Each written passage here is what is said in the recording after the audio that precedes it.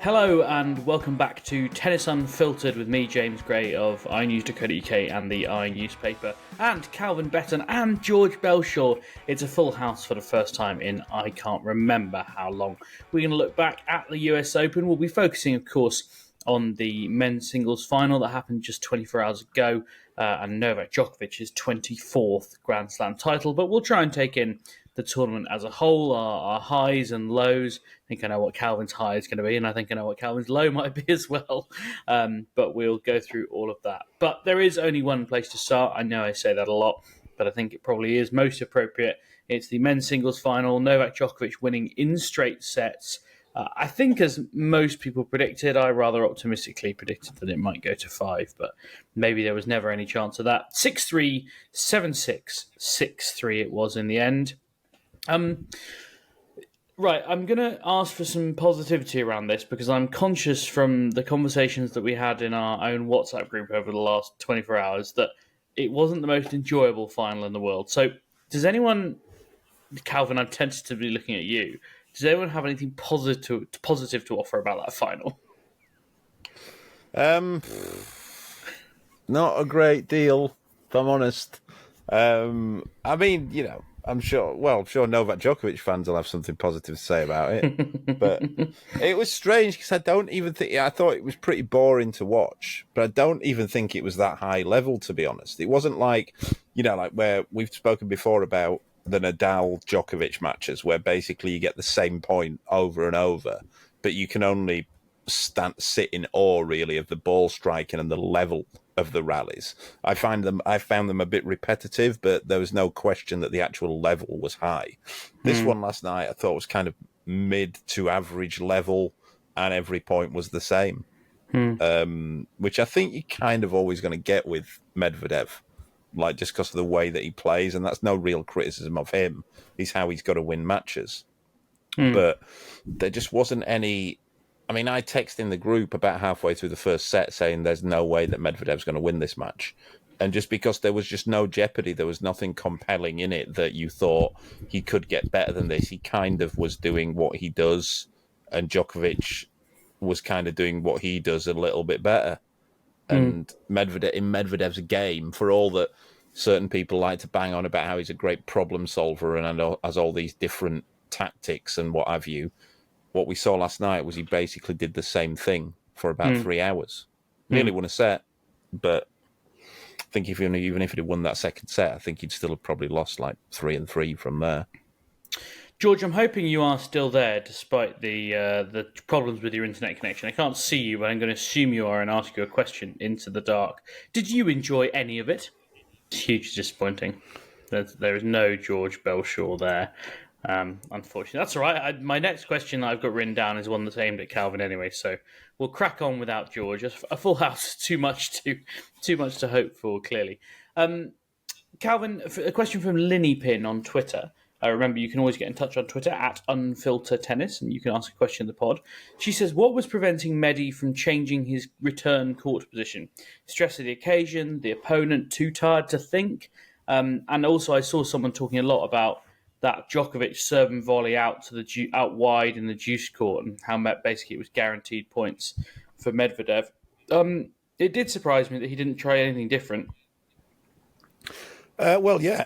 Again, he only has really one way of playing. I just don't get this idea that he has all these different styles that he can adapt and solve problems. He kind of does what he does, and that's one of the key reasons why he's so successful is this thing he's got where he stands way back on return. And he's probably sat there thinking, well, I'm going to keep on doing this, and this is what's brought me success. And he wasn't far off getting that set. He'd have argued that he'd argue that if he'd have got that set, he's a set all, and it's what he's doing is working against Djokovic. So that's probably why he didn't do it. But he wasn't really giving any input into the return games. But the thing was that when he wasn't having any input into return games, that wasn't necessarily because of his return. The only reason why you would say he would alter his return position was if he was struggling on return, whereas he was making a lot of balls off return. So that he's achieving what he's setting out to do on return in that respect. What was happening was that he was making errors in the rallies, or he was either making errors in the rallies that he wouldn't normally make, and Djokovic was basically getting on top of him in the rallies. So the only reason why you change your return position and try and move further into the court is to try and get on top of the rally, but that's not how Medvedev plays. So you'd be asking him to come and do so. It's like saying, well, why didn't you use his slice backhand more? Because his slice backhand shit. So that's why I wouldn't use it more. He doesn't really have a whole lot to his game other than he stands back on return, makes a lot of returns, and he makes a lot of balls to a good length, and he chases well. That's what he does. That's what took him to number one in the world. That's what's brought him a slam. That's what got him to the final here. But that specific serve, you know the one I'm talking about, and Djokovic was serving and volleying on it a fair bit, where you can take a player so far out of the court.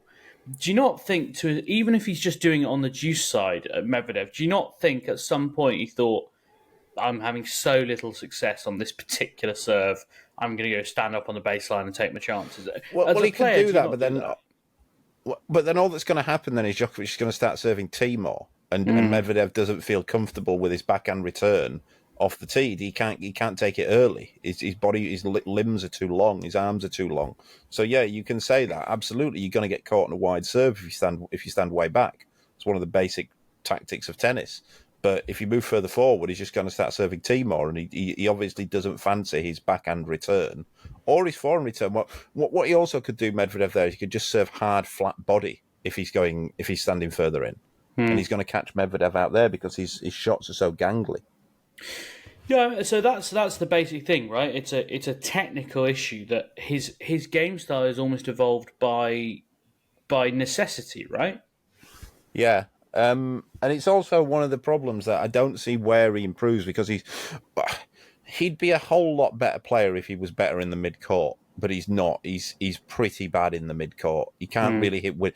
As I said, I did a thing with George when George was still working at the Metro, I think, at the start of 2020, so 3.5 years ago, about how Medvedev can't hit forehands or backhands, really. Does a bit better on his backhand, but he can't hit forehands down the line, and he can't really hit inside out when he gets in the court. That's because he has such long arms, and he has this sort of out to in, this kind of outside to inside swing, which means that he can't get inside the ball and hit it straight up a line or inside out. If you watch him on the mid-court, whenever he has to go inside out, unless the person's well out of the court, he can't hit a winner there. He's better on hitting them cross-court, but it means you can just cover that. And that's not something, that's not a decision that he's having to make. That is the way that his shots are built. I don't really see him ever getting any better at that. Andy Murray was similar at the start of his career. Well, he's continued to dog him through his career, to be fair. I mean, mid-court forehand, not an Andy Murray strength. It's not as much of a problem as Djokovic, because Murray is he's a little bit more tactically adaptable, but he still has the problem that the forehand, the mechanics of his swing are still outside to inside. So it's always going to be, it's hard to say if anyone can see me, if anyone's watching on YouTube, they can see it. The ball's always going to be going like that, as opposed to like that or like that. It's always going to taper in. Tricky, really. I suppose for Daniil Medvedev, he can at least say, well, what I've done is good enough to get me to the final of the US Open again, to get me back to number 3 in the world. I mean, that's not a bad career. And if Novak Djokovic is the only bloke who's going to keep beating him in finals, then at least he's got a chance of winning some slams when eventually Djokovic retires. Look, he can go. He's gonna. I think he's gonna have to be. His career will kind of go on like that. He's going to be tough to beat for a hell of a lot of players. He's got a big flat serve. It's not that accurate, but it's big and flat. And as we saw against Alcaraz, even against the best players, and he's done it against Djokovic before. Did it against Djokovic 2 years ago here. If they're off, he's a effing nightmare to play against, because he's going to just make you play balls to a length. And Alcaraz found that the other day. It wasn't any sort of, I saw people trying to make out there's some sort of brilliant tactical genius against Alcaraz. It wasn't that. He hits balls to a length and he chases, and he's very, very, very good at it. And even if the best players in the world are a bit off their game or off their game enough, they're going to find it difficult to beat him on a slow to medium hard court like that is. let's think about the wider context of this final. A nice question from Andy Lee on email. You can email us. tennisunfiltered@gmail.com is the way to get in touch by email. And Andy Lee says, are we now approaching a worrying transition for men's tennis? There have been eras of outstanding rivalries, e.g. Borg, McEnroe, Lendl, Connors, to Becker, Edberg, to Big Three, Big Four. When Novak eventually goes and Alcaraz takes the mantle as expected, where does the public interest come from? We've got a top 20 containing Tsitsipas, Zverev, Ruud, Fritz, FAA, etc. So is it Sinner? Is it Shelton? It's not as sexy, is it? Yeah, it's a concern for the men's game, and it's also a concern that there seems to be only one person who can realistically challenge a 36-year-old man at major tournaments anymore.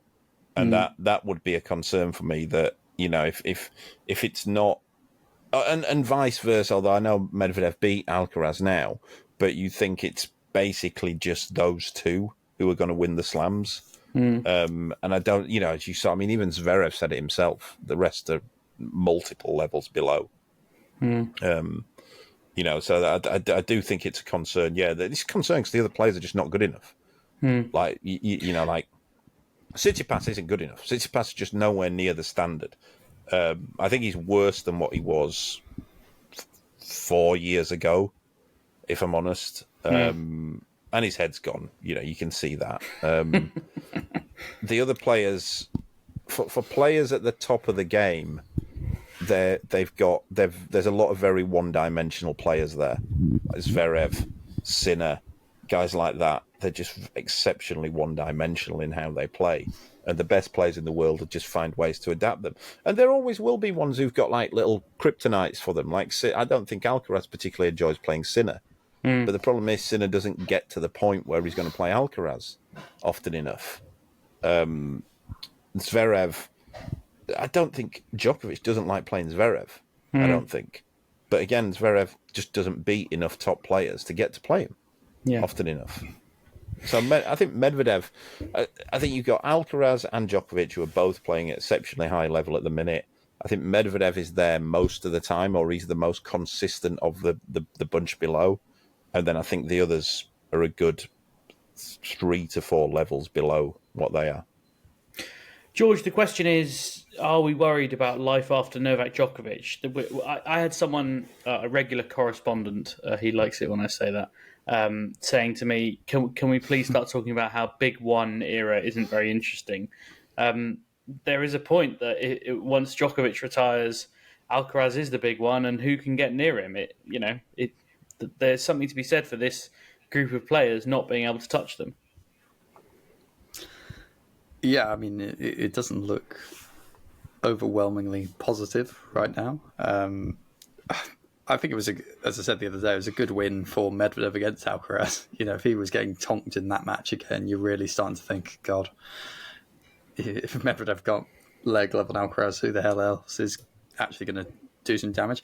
I actually kind of feel like Zverev might prove a bit of a challenge to him once he gets back up to full fitness. They had a pretty good match at the French Open a year ago. I know Alcaraz has kicked on a lot since there, and obviously Zverev's had his big injury setback, and it wasn't particularly close this time. But I think Zverev's probably the one who has the level and, you know, mindset to a degree, not so much of a degree as the very top guys, but, you know, I think he can get to a level where he'll potentially test Alcaraz and co again. I agree with Calvin. I don't see Tsitsipas really challenging for the next couple of years. I think his game's gone backwards, if anything, based on everyone else knows how to deal with him. And I think, I said it the other week, I think still the biggest disappointment in terms of raw talent and actual potential to take on these guys in terms of the quality they have is Shapovalov and Auger Aliassime, and those guys just seem a million miles away. But in terms of their overall tennis, I think they've got much more than some of the other guys up there. It's just gone completely wrong for them both mentally more than anything, I think. What's easier to learn or create or fix? Would you say, Calvin, if I gave you a choice, I'd give you a player who's got all the pieces, but like Shapovalov or Auger Aliassime, the head's all over the place, or if I gave you a player who has and I can't think of a specific one right now, an iron mindset and an incredible ability to compete, but not a lot of real weapons? Which would you rather? You won't do it without either. Like you can't, and you can't just create something. I mean, it's one of those. I speak about this a lot, but basically, this comment that always cracks me up in tennis, where you get a guy like he's a bit out there, and you go, if he can just sort his head out, he's going to be a great player. And I'm like, I can count on one finger, or less than one finger, the number of players who that's been said about, who've in inverted commas sorted their heads out. Like people say it like as if it's really easy to deal with, and it's the most. It's probably the biggest issue of the lot. Like that, you can't changing mindset is tough, but also changing. And there are players around. Like I think Zverev actually thinks that he's the best player in the world. Or in big moments, I don't think he has doubts other than about his actual shots, which are justified. There's one thing sort of having this, starting to panic, and I've said this about a lot of players, they'll panic when there actually isn't anything to panic about.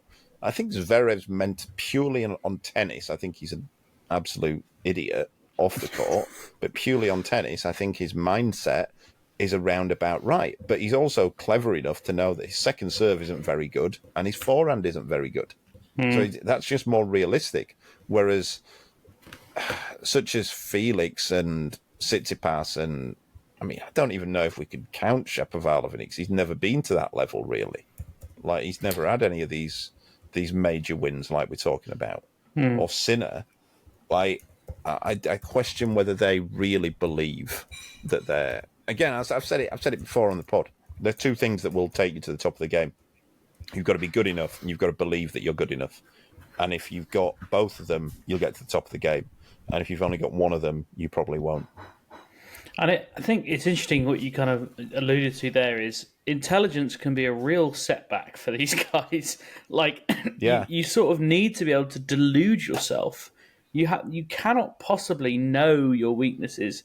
That, if you really, really understand your game, I mean, I guess there's an advantage to understanding your game, but as you say, Zverev knows what he does badly, and that's a problem for him.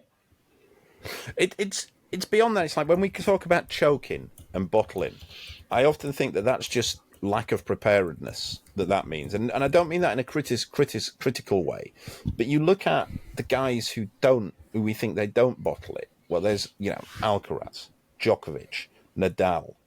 Federer has a little bit towards the end of his career, but earlier in his career you wouldn't say so. It's because they step up there and you think, well, nothing's going to fall apart here. I'm brilliant. My game is brilliant. Why would I start getting nervous when I'm going to serve for a Grand Slam title? Like, I'm that good. Whereas, like, when, say you're Alex Zverev and you step up, you're going to think, geez, hope I'm not going to make too many second serves here.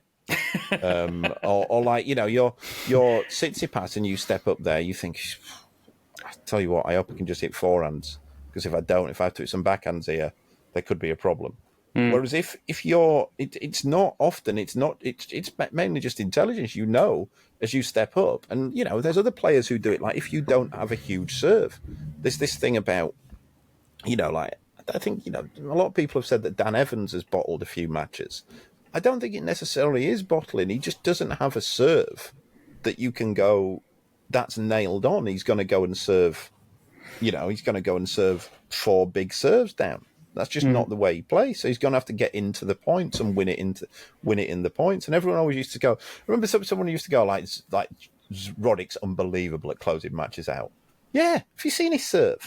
It's like the guy hits spots at 150 mile an hour. Like, you could be the most nervous person in the world if you can do that. Who cares? But, that's what it is. It's just, when you step up, do you believe that all of the shots in your game are going to hold up? And at the minute, there's only 2 players in the world that can do that can say that, who think that they are, and 3 when Nadal's fit. The inevitable question that comes from this is one of era and weak eras and strong eras. James Mackey on Twitter says, how many years will Novak Djokovic keep winning slam after slam and no one in the tennis media will mention this is the weakest era of all time? I'm going to slightly discount the people in the tennis media aren't saying X, Y, and Z because I find it very tedious. But George, has he got a point? Is this the weakest era of all time? I'll ask you to come in again, Ambassador. Why don't you take a turn out and come in again, and we'll see if we can get you back later. Calvin, this kind of links to a comment that Petch was making on Twitter, talking about Federer. Federer went, and I'll read it out because I might as well. Got it in front of me. In response to something about how Djokovic has got no one else to beat except Alcaraz, Petch said Federer went 3-16 and 24 from 2004 to 2007. And I don't think this narrative was uttered too often, if ever. Let's show Novak Djokovic the respect, especially at this stage of his career. It's phenomenal.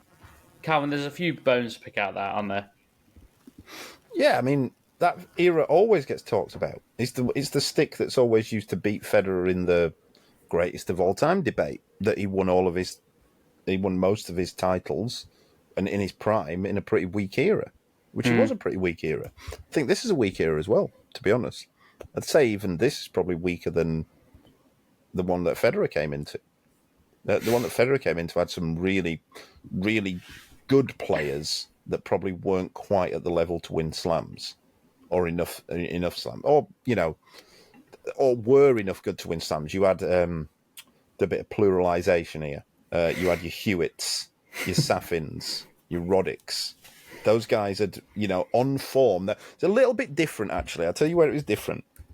You had guys like Safin hovering around, Roddick, who, if they hit form, even Federer was in trouble. And Federer was beaten in slams by, I don't think Roddick ever beat him, but Safin definitely beat him.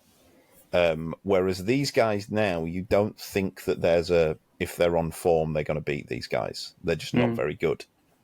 And other guys like, Gonzalez, just huge weapons, but, not quite of the level to get there. But I'd say that slightly that era was a little bit better than this era in terms of depth.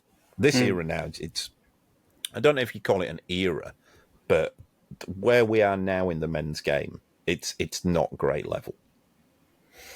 I mean, yeah, just to kind of follow up on that Federer stick that he always gets beaten with. He won his first 7 Grand Slam finals, and they were against Philippoussis, Safin, Roddick, Hewitt, Roddick, Agassi, albeit that was 2005. So it was pretty old Agassi at that point, right? And then Baghdatis. And yeah, that's and I don't know how. I think it's really hard to compare across eras, because tennis players inevitably are judged by who they beat, or judged by playing against someone. So you have so little empirical evidence. I mean, I would trust, in fairness, Calvin, I would trust your eye a lot better than most pieces of empirical data, but. I think those, the names that you've just mentioned there, though, James, you got Safin won 2 Grand Slams. He was a top-class player. Roddick was world number 1, was an excellent player, and made numerous other finals. So just those 2 alone, you would say I'd say Roddick and Safin were better than anybody who's currently playing outside of Alcaraz and Djokovic and possibly Medvedev. But you'd say Medvedev probably same as Roddick. I'd say Safin was better than Medvedev by a considerable distance. And then, if you look at what was below that, you still had Hewitt, who'd won 2 slams, although was a bit past his best there. Agassi, even in 2005, it's like you say, past his best. He's still in the final of US Open. It's not like the year after where we got Agassi, where he was basically running on fumes. That in 2005, Agassi could still play some serious ball. Our struggling Wi-Fi friend George points out that he reckons Alcaraz beats all of those 7 opponents in Federer's first Grand Slam finals, and Medvedev probably would beat most of them too. Which I don't know what you think of that. I mean, that's too binary way to look at it. You can't say that. You can't look. Anybody could beat Marat Safin on his day. Marat Safin could beat anybody on his day. You can't just come out and go, Alcaraz beat Safin. Alcaraz beat one version of Safin. You got try looking at the version that beat. I remember that slam when he beat Federer. Look at the semis and the final when he beat Federer in a final, and he beat Federer in a semi and Hewitt in a final. Look at when he absolutely destroyed Pete Sampras to win a US Open. No one's coming out going, "No, Alcaraz definitely beat Safin there." That's just pie in the sky thinking there. But Safin wasn't consistent. He'd come out sometimes and he'd be a bit all over the shop. You're not telling me that. It's like what version of Agassi are we talking about here? you know, you go, no, Alcaraz. Well, the definitely beat 2005 Agassi. version of Agassi, right? Yeah, but the 2005 wasn't far off though, James. He went downhill quick from there. Well, it was more injuries really. His body didn't hold up from there, and he retired in 2006 or 7. Can't remember which it was. I think it was '06. He retired. But I remember that match. I watched that match. I was in Vegas. That was a high level match when Federer beat Agassi, and that was for 3 sets. That was close. So Alcaraz beats all of them. Talk to me about watching Federer versus Agassi in Las Vegas. Yeah, it was I think it might have been probably the second time I went to Vegas in a sports bar. I went to watch it, and yeah, it was. You know, you got to take it in its time. You know, at the time, Federer was this upcoming guy who was like he'd won a couple by that stage, and you were thinking this guy's pretty special. But Andre Agassi on an American hard court was a tough afternoon for anybody. Even that version of him wasn't in his prime. He's probably, I think the best version of Agassi ever was sort of 94, 95. But you know, he was still fit, healthy, ball striking. It's not having due respect to that generation to just go Alcaraz would beat all of those. Like, because I tell you now, I can tell you with absolute certainty now that Alcaraz would not beat this version of Alcaraz would not beat a on form Marat Safin, because nobody would. He hit the ball. He served huge, and he hit the ball harder than everybody else. He could hit through absolutely anybody. George is also making the point about how if you took a player out of the modern era and dropped them 20 years ago with the advances in, you know, quicker, stronger, faster, better, you know, very difficult to clarify. I mean, what I'd also say on that though, James, come back to that one there, that I think the peak version of Federer was in those years, and Safin beat the peak version of Federer. And are we really going and saying that Alcaraz is already better than Federer ever was? Is that what we're saying there? Because that's a nonsense if that's what we're saying. Yeah, in terms of that, what I don't think there's as much credence as that. It's not binary. The game doesn't move in incremental steps into what technology and all that kind of thing does. If you look at the way that the game moved between, say, 1980 and 1990, it was absolutely huge. Whereas if you look at the difference in the game between 2013 and now, pretty much almost nothing has changed. Like, you could say that, you know, which would win, the 2013 version of Djokovic or the 2023 version of Djokovic? There's not a great deal, you know. So it's not as straightforward as that. I don't think the game has actually moved much since then. And if you look at serving speeds, they're the same. Look at serving speeds from, say, 2006. They're around about what the serving speeds are now. If you look at at those guys play. I would guess spin rates are probably up, like the ability to hit the ball with more spin at the same sort of speed. I don't know, the ball must have evolved a reasonable amount. But I don't even know about that. Sergei Bruguera was winning French Opens in, I think, 93, 94, and he was hitting as much topspin as anybody ever has, probably as much as Nadal has. So I don't even think it's more just the game and how the game adapts to it. But I think, you know, I think possibly, if you put the current version of if you put the best version of Andy Roddick, if you just transported him into the game now, the best version of him before he went downhill quickly. But if you put that version of Andy Roddick in, I think he's probably still a top 6 or 7 player. And if you put the version of Marat Safin that won the, I'm gonna say 2005 or 6 Australian Open, 5, I think. I just looked at it 2005. Yeah, then he'd still be He'd still be capable of beating anybody in the world right now. So I don't think the game in that period, and that's crazy to say, that's 18 years ago, but I don't think it's crazy to say that, because, you know, racket technology, movement, athleticism, and that kind of thing hasn't moved greatly in that time.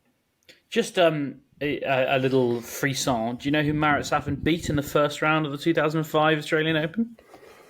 I don't. Who was it? I bet George knows, but he's probably not quick enough on the chat to reply. But it's Novak Djokovic. 6-love, 6-2, 6-1. Yeah, I mean, George has got it right, in fairness.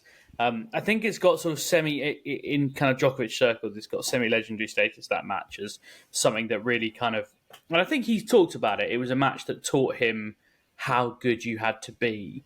at Grand Slam level. Because obviously he was probably only 18, I think he would have been. He's an 87 birthday, isn't he? So, he would have been 17 going on 18. But yeah, I Yeah. think it was a pretty big lesson he got taught that day. Right, we've been dragged wildly off track. That's fine. I don't mind. Very interesting. Why? Sorry, I didn't get to the bottom of it. Why were you in Vegas? I was just on holiday Oh, right, okay. back then. Yeah. So see, this is the thing. When the pound was that strong, it was probably Yeah. like $2 to the pound, and everything was days cheap. back then. Oh, Happy days back then. It was funny, So because good. I was saying to somebody, and again, don't want to get too topical here, but when, like in New York last week, we thought everything was so expensive. Everyone was saying everything's so expensive, but when you factor in like what the pound was, back in the day, Americans, I don't think it is that expensive, because if you factor in the pound somewhere between like 1.5, something like that, then it's not that expensive at all. It's probably just the same as what you're paying in London for stuff. Yeah, I mean that is basically the difference. I mean, obviously, right? Because it's like 1.2 or something now, is it? Yeah, I and think it's just 1.18 even last week. It was like Jeez. nothing. I mean, it's just painful. Whereas I remember going, only ever went to the States once as a kid, and I remember going and like all my parents would talk about was how cheap stuff was. They just thought, we could live here. Like the cost of living so low, like it would be great, and how food was really cheap, and like we would as kids we were never allowed to buy stuff. Like the idea of Yeah. buying like sweets or drinks while we were out was just like a complete no. Even though like we were reasonably well off, it was just my dad's Scottish. And in America, it was the only place it was different because he's like, yeah, why not? It's monopoly money. Like everything's just so cheap. It was completely different. Yeah. Let's talk about some tennis again. Ian Warren, Wazza, on Twitter says, is it time to reduce the length of a Grand Slam? I just think in the second week there are not enough matches, and 3 days between matches for the men, and the top half of the draw is too much. With NFL Week 1 starting the same day as the men's final, why not finish the tournament earlier? I've never really thought about it. I'm sure George has thought about it because he loves a scheduling question. But Calvin, I imagine if you made the Grand Slams any shorter, your doubles guys for a start would get pretty squeezed, right? Yeah, and I wouldn't say make them shorter, but I do agree with him that the last third of the slam is getting ridiculous. How little tennis there is. There are ways around that. You can go like maybe start the doubles a little bit later. You start the doubles a couple, and then you give more exposure to the doubles. Then instead of trying to get, you can put some of that on the bigger courts or that kind of thing, or maybe have the doubles as. You could change it to some sort of round robin type thing where the first, a load of groups of three and two groups or one pair going through to the next round, just having more tennis on.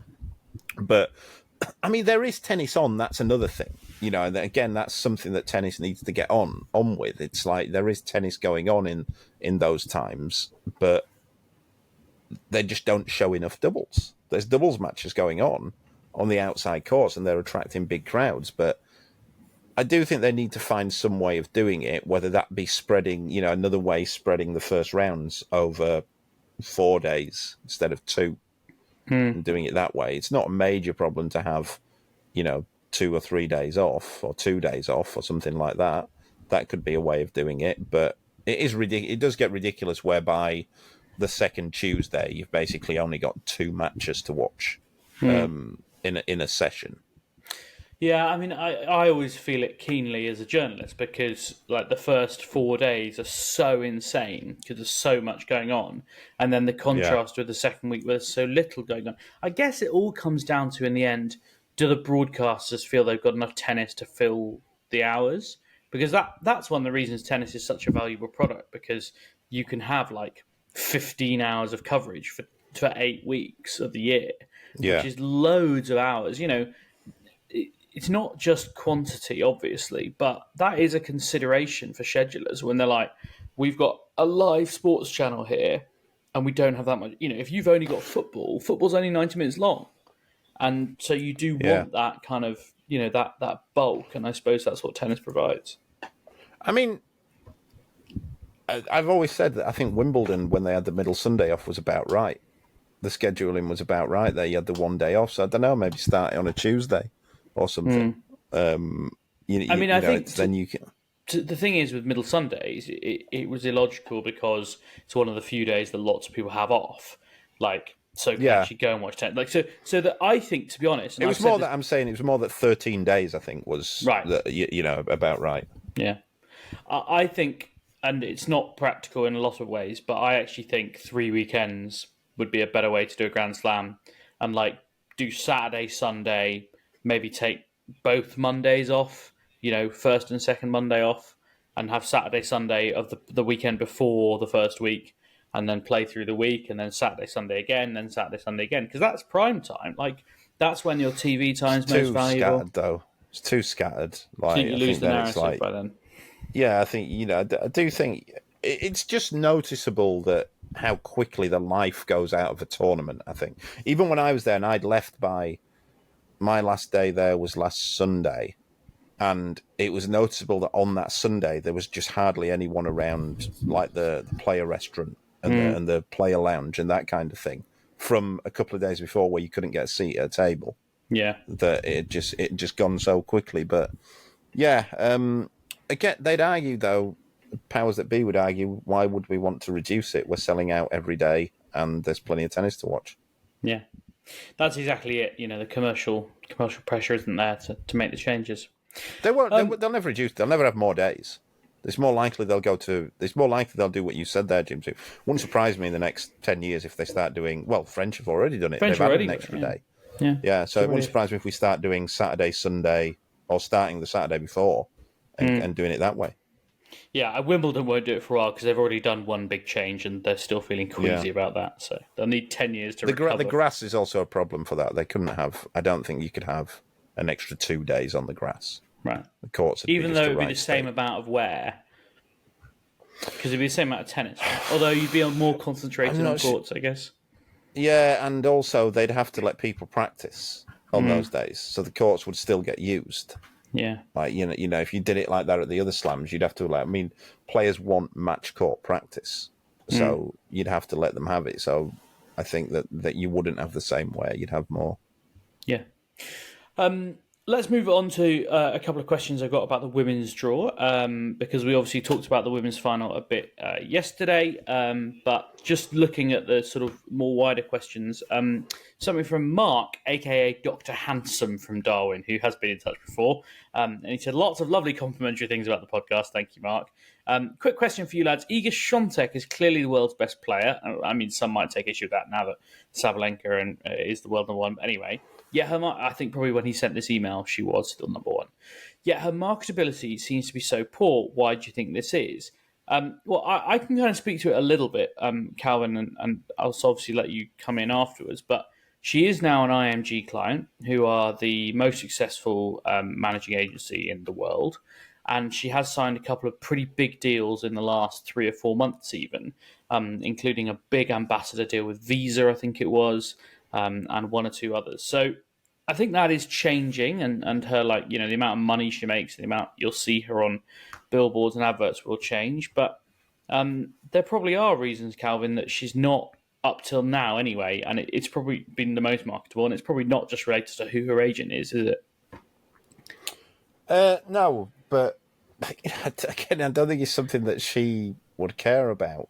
Just how marketable she is. I think she'd probably be more interested at the minute in trying to be more consistent in the major tournaments. And she's still, I think, the best women's player, and isn't quite winning as many matches as you can. You can't, it's kind of out of your control how marketable you are, unless well, you say that, but then, I mean, are we going to talk about the quite obviously staged Arina Sabalenka racket smash last night? Well, absolutely. Let's talk about it. So, for people who haven't seen this, and I'll link it in the show notes, it was a video from those sort of CCTV cameras that they have in some of the players' areas, like the warm-up area and the gym and stuff. Although not in every gym, I think. I think that's right. Anyway, and Arina Sabalenka came off court, put her racket bag down, quite calmly took a racket out of it, smashed it on the floor, and then went and put it in the bin. And this kind of causes, as people have seen, a bit of a Twitter stink. People saying that, it's a private moment. They shouldn't be filming this. They certainly shouldn't be publishing it. And then actually, when you broaden the screenshot out, you see the Netflix crew is also perched in the corner there. Calvin, you sound pretty convinced that this was a completely staged incident. Yeah, at first, it was a weird one. When I first saw it, I thought, that's a weird way to smash a racket. Like, the way that you go about it. And I say that as an expert of somebody who's smashed a lot of rackets over the years, not so much now. And then, didn't think about it anymore. And then initially I thought it's a bit weird that they've got a camera in there and it's filming her. And then when I watched it more, I didn't see the Netflix people there, but I know that they have these permanent Netflix cameras around. And then I thought, she's definitely either decided herself that's what she's going to do because she thinks it would be good for her brand. Again, it's content in inverted commas, and people are talking about it, which I think she quite likes. She's very social media savvy, isn't she? And then I thought, well, is it that, or is it that there's actually been a discussion with the people at Netflix? Look, do you fancy doing this? But some things happened because it was definitely staged, because that's definitely not how you go about smashing a racket. It just was so unnatural. I'm not sure. I don't know the Netflix crews really well, but I've interviewed a few of them. I've had drinks with a few guys who sort of crew on the Netflix stuff for Box to Box, and who are the production company who do all this. And I don't think it's their style to be actively maybe it'd be good if we got some footage of you smashing a racket. It just doesn't strike me as their kind of modus operandi. If Sabalenka's, I don't know, I think it might just be she's got out and she's still seething. You could kind of see on court. But I don't think she was seething, though. When she went in there, I don't think she was seething. The way that she kind of puts the trophy down and gets a racket out. And it's not, it seems strange to say, when she smashes it, it's not absolute rage. And I've seen enough rackets smashed to know that. I'm certain it was staged, calculated, either in her own mind or under agreement with someone else. And that might not be the Netflix people, it might be with her agent or something. But I don't know. But like I say, she does quite like the attention and that kind of thing, and she certainly had that today. Judy Murray, incidentally, was one of the people who said this footage should never be made public, and I quote, "a private moment in an empty training room at this point of losing a Grand Slam final." And then today she posted something with the broader screenshot with Netflix, and then she said, "Oh, it's obviously staged." And I just saw it, and I just thought I'd say something, because why not? And so I said, "Oh, those Netflix cameras do pretty much, if you're featured, they follow you around almost all the time when you're on site. So, you probably end up not noticing them by the end. That is kind of how they want to work. They want you to stop noticing them." And I replied, and she then instantly deleted the tweet. So I don't know. I don't know what's gone on there, Judy, but feel free to drop me a message and you can come on and talk about it. I would welcome that.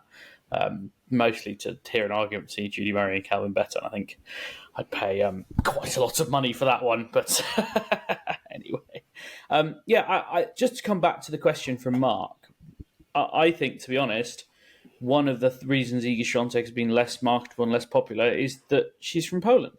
And that's not to say that people from Poland aren't marketable, but if you think about Robert Lewandowski, for example, he has been as successful as arguably, his peers, who you would name as equally brilliant, Messi, Ronaldo, Ibrahimovic, and yet he is the least kind of marketable, is kind of the word. He's just the least seen. You don't see him doing X, Y, and Z.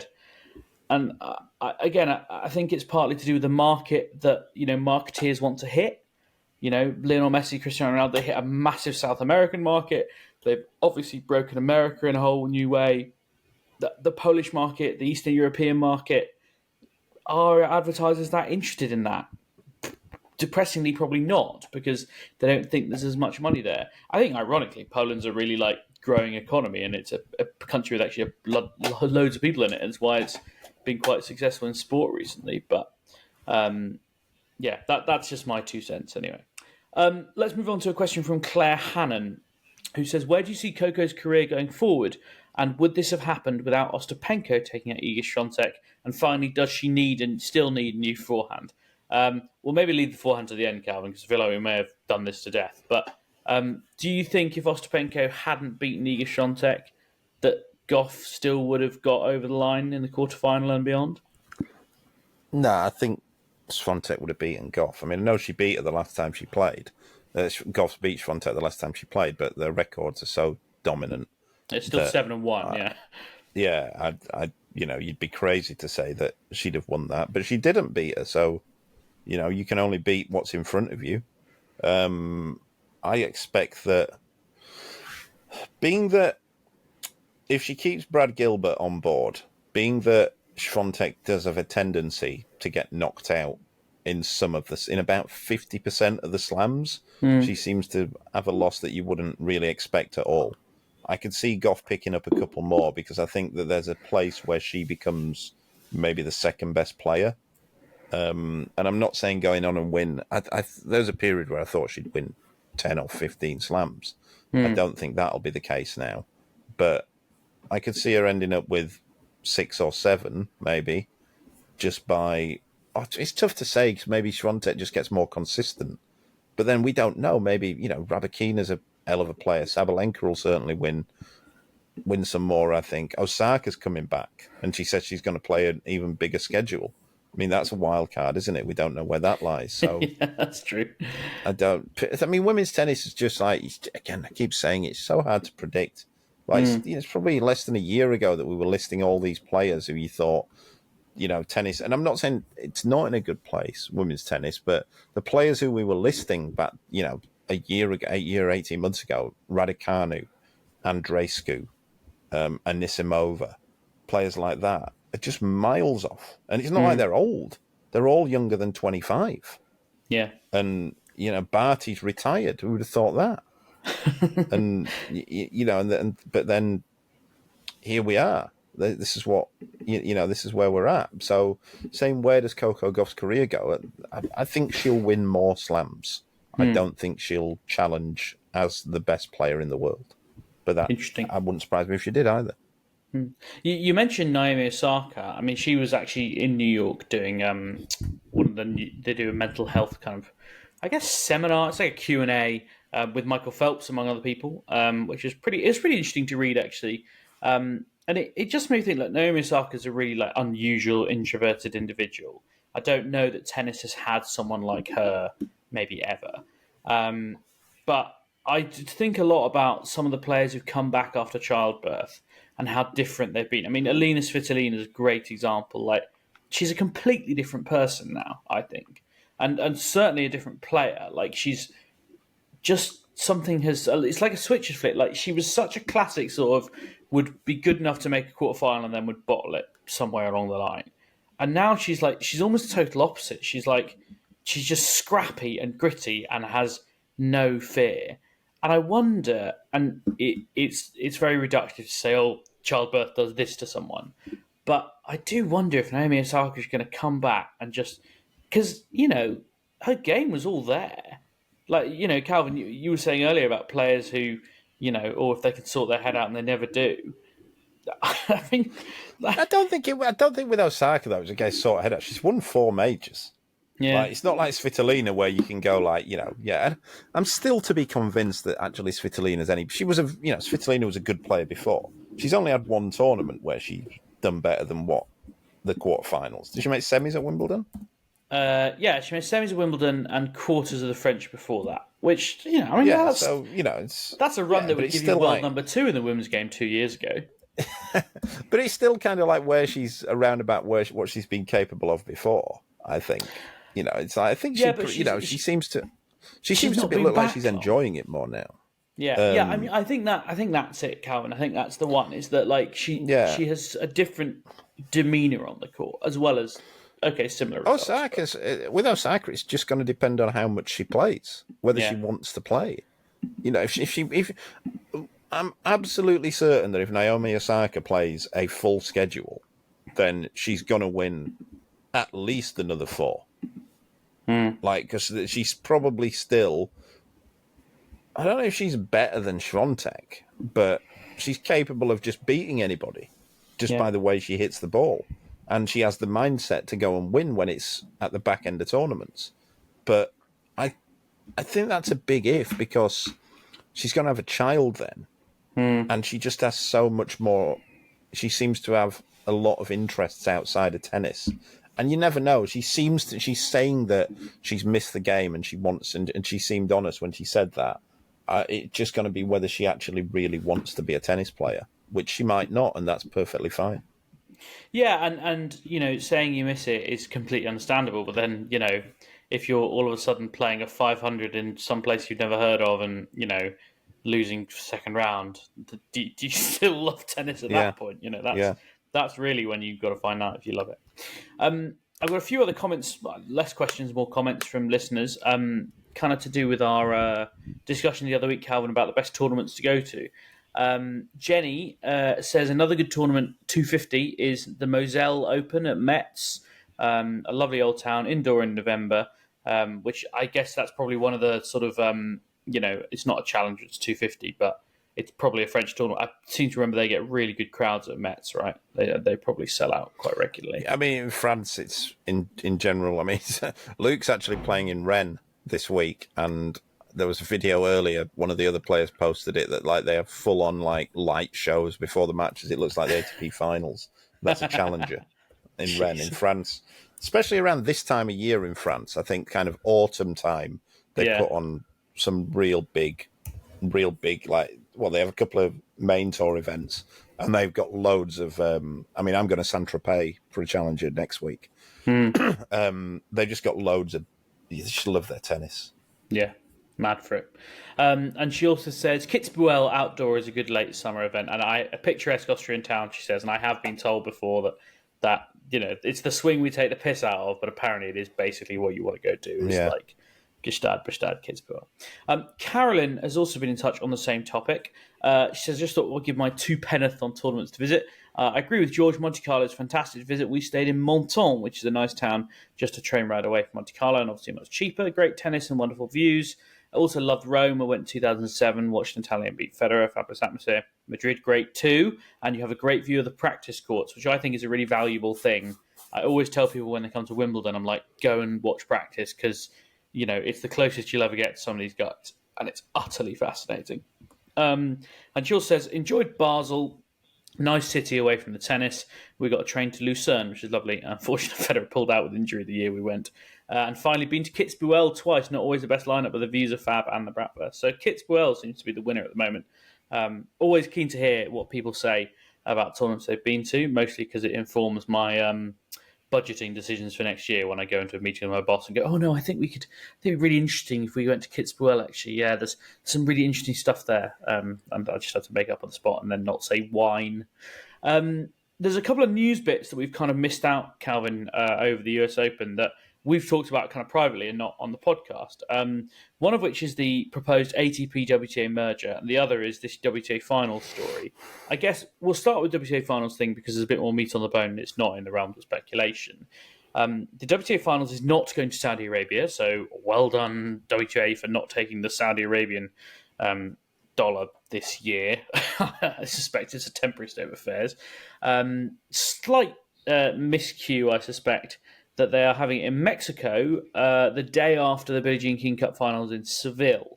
Now, this happened last year when they had them in Fort Worth, and the Billie Jean King Cup finals were in Glasgow the next day. There were all sorts of stories. Elise Mertens, for example, who won the doubles at WTA finals, she ended up making her match for Belgium about 3 hours to spare, and the Americans got lucky because lucky. They were given a draw that meant they didn't have to start until Wednesday night, but that was pretty much exclusively so they could get Coco Gauff along. Calvin, I know there was some criticism on Twitter about this, and you were saying, well, what else do you want them to do? I think, I don't think it's black and white, because last year, having it in Fort Worth was just stupid because it wasn't even a good event. So you brought, they put it there for no particular reason. It just caused a problem. This is different because, as we saw 2 years ago, the Mexicans love their tennis, and they especially they'll put on a great event again. And I think for that reason, I think, it's just one of those things. Tennis is a global sport. You've kind of just got to swallow it up. Like, US Open final was yesterday. Davis Cup starts, is it tomorrow? Yeah, In tomorrow, Manchester? Wednesday. Yeah. Yeah. So, no one's saying anything about that. It's just one of those things. I've got players, I know there's players this week who are playing tournaments in Europe, and then they've got to get to China the week after. It's not something that doesn't happen. It happens regularly. And, you can get, if you're lucky stroke unlucky enough to play in the final one day and then your country plays the next day or the day after that, you've got a problem. But I'll tell you this, every single player would take being in the final of the WTA finals in Mexico and then having to get to Fed Cup or Billie Jean King Cup 2 days later, if that was the option. The money, but I guess. If it wasn't, I don't think WTA at the minute. I don't think we're in. It might sound bad, but I don't think we're in a beggars can be choosers type thing. You've got to go right. Let's find places where they put on good events, and then we'll work the other stuff around that. We might have to take some sacrifices because there aren't enough good WTA events at the minute. Yeah, and I suppose it's that it's that Venn diagram where you need enough money, you need to be a good event. The thing that probably suffers, a few time zones, a bit of jet lag, probably I guess that the reason it's slightly different from a normal tournament, like with a final on the Sunday, is all of the WTA finals players will be playing until at least Friday, right? Because of the round robin format. Yeah. So that's 8 singles and 16 doubles players who so that's basically the top, give or take, 24 players in the world, all of whom will probably be in Davis Cup teams, or Billie Jean King Cup teams, I should say. So I think that's the reason it makes it slightly different with WTA finals. But even then, though, James, change the scheduling. You don't have to have this thing where you always have a day off in between. What do you need a day off in between? It's best of 3 sets. Why not just start it on a Monday? Don't have days off. Finish the thing on a Saturday, if need be. Like, what do you need to finish it on a Sunday for? Well, from the thing we discussed with Grand Slams, because then you're not having ticketed events on a Saturday and Sunday, which is when you're going to sell the most tickets. Yeah, maybe so, yeah. But then I'm not sure in places like Mexico that's such a big thing. It's a different culture over there. Like, I still think you'd fill the stadiums. But they sell out like crazy. Run them at night. They're going to have to play at night anyway because it's going to be too hot. So they'll probably, so it's not even, it's different there. Like, have events at night. You don't have to do everything. Like, everything doesn't have to be run like an ATP event. Yeah. Like where, where it's like, right, we start at 11 a.m. and we go through the day. And don't get me wrong, the ATP doesn't do that smart either, because in these indoor swings that we've got coming up, have a look at how many stadiums are half full in the daytime. Yeah, at best. But I mean, we go to China, where famously they never sell any tickets. But that's a whole other thing that I'm sure we will talk about. The other thing to mention is just, and it was a story I think that Simon Briggs broke maybe a week ago, just preliminary talks between WTA and the ATP over a merger. Milos Raonic made an interesting point that because it was kind of mooted that this was to fend off the threat of Saudi Arabia taking over the WTA or whatever it might be. Milos Raonic, who's an intelligent guy and thinks about these things on a whole different level, pointed out that actually it'd be much more attractive to Saudi Arabia to have the ATP and WTA aligned, because then that would make it a lot less messy. I wouldn't be surprised. I still don't think it will happen unless the Saudis are somehow involved, because I don't think the men will agree to it. I don't think the ATP will agree to it. As in, you don't think the two tours would merge unless someone was writing a very big check? Yeah. It wouldn't be they wouldn't, again, this is not my opinion. I'm talking about human nature here. It would, and it's not me predicting. I know because I've spoken to male players. They won't agree to a merger whereby basically they give up a chunk of their money to give to the women's tour. Yeah. Intriguing. That's almost all we've got time for, unless you've got more. I just want to say something quick. Yeah, just quickly, that I think that nothing has been said about, not enough has been said about it. If anything, is just what a successful couple of weeks it was for British coaches. In the men's doubles, Joe Salisbury and Rajiv Ram won with Chris Eaton and Louis Caillet. No, Louis is French Canadian, but he's British citizen now. Dan Kiernan won. Yeah, I saw the Kierno mixed posing with doubles. almost all of Yeah. the doubles winners. Yeah, he won. His players won the mixed and the women's doubles, and then also great weeks earlier on with James Trotman and Jack Draper had a good tournament. Craig Veal had a great tournament with his two girls. Colin Beecher had a good tournament with Dan Evans, and it doesn't get say enough. Britain has very, very good tennis coaches, and I don't want to get dragged into when the media say this, the media say that. Although I will say it does piss me off and it happened this week on a couple of occasions where certain members of the media were suggesting that certain players needed to get, in inverted commas, more experienced coaches than their British coaches, and that just means well-known coaches, not better coaches. But yeah, I think let's just wanted to shout those guys up because they've done a hell of a job and they'll continue doing a hell of a job. And we should say, Calvin, you've had not a bad couple of weeks yourself with Henry and Jules going deep, and Luke right. winning a title with Skander last week. Is that right? Yeah, they won it in Istanbul, and yeah, me and Baz did all right in New York as well. But it was like I say, they're very, very good British coaches, very good, top class, elite level British coaches, and it doesn't get said enough because of the failings in other areas of the British game. Well said. And yeah, I would add my congrats to everyone who's had a good couple of weeks out in New York. I've it's great being in Paris for the Women's World Cup, but I have really missed not being out in New York. It's such a good tournament, such a special place. That's all we've got time for this week. Thank you to everyone who's been in touch with their feedback for Sky Sports. I'm gonna try and pass some of it on, and they won't listen to me. But anyway, we will do a segment either midweek or next week when we do our regular weekly podcast. Just kind of looking back on Sky, and I'm going to try and speak to some people at Sky and find out exactly how they felt it all went. Because obviously, inevitably teething problems. But anyway, we'll get into that much more. Thank you very much for listening and getting in touch on email, on Twitter, on DM, on all sorts of things. It's been a pleasure, kind of enjoying the US Open with you from back this side of the Atlantic. We'll be back, of course, next week. Make sure you leave us a rating, a review, an email, a DM, whatever you like. But as I always say, the most important thing is please do come back next week.